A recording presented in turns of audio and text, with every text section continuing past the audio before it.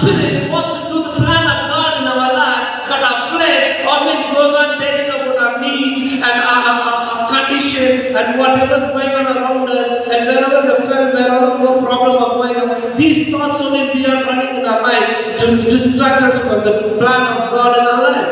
ஏனென்றால் நமக்குள்ளே இருக்கிற தேவனுடைய ஆவி அவருடைய சித்தத்தின்படி நம்ம செய்ய வேண்டும் அப்படின்னு சொல்லிட்டு நம்ம கிட்ட உணர்த்துது.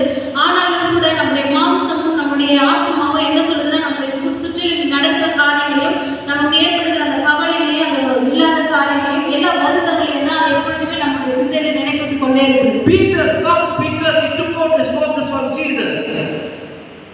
பேதுரு இந்த இடத்துல இயேசுவின் மேல வச்சிருந்த அந்த நோக்கத்தை அவர் எடுத்துட்டார். Most of the time the devil wants us to take our focus out of him. இன்னும் அநேகருடைய வாழ்க்கையில பிசாசு என்னன்னா அவங்க இயேசுவின் மேல நம்ம வச்சிருக்கிற நோக்கத்தை எடுக்கணும் தான் பார்க்கணும். When our focus is turned away from Jesus, it's very easy for us to fall down. ஏன்னா நம்ம இயேசுவின் மேல வச்ச நோக்கத்தை நம்ம எடுத்துட்டோம்னா நம்ம ஈஸியா நம்ம கீழே விழுந்துருவோம். So make sure that we keep our focus on Jesus and walk to the destiny of the kingdom of God. எப்பொழுதுமே நம்முடைய நோக்கத்தை இயேசுவின் மேல வச்சு தேவன் வைத்திருக்கிற அந்த ஒரு இலக்கை நோக்கி நம்ம ஓடணும். Let us not be distracted by any kind of worldly things or fleshly things in our life, but make sure that we concentrate on the word of God and keep meditating day and night and walking towards God's kingdom.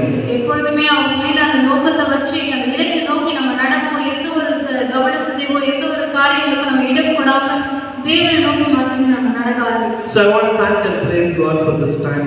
தேவனுக்கு இந்த நேரத்தில் இந்த வார்த்தைகளுக்காக நான் நன்றி செலுத்துகிறேன். Amen.